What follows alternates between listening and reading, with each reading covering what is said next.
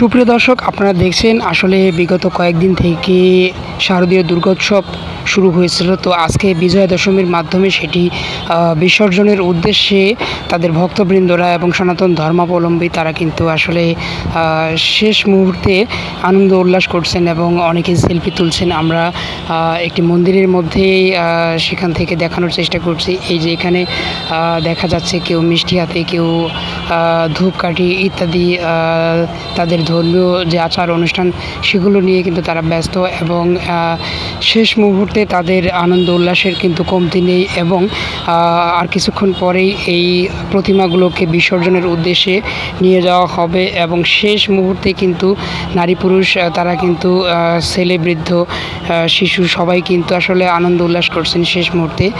তো এখান থেকে আমরা দেখানোর চেষ্টা করছি।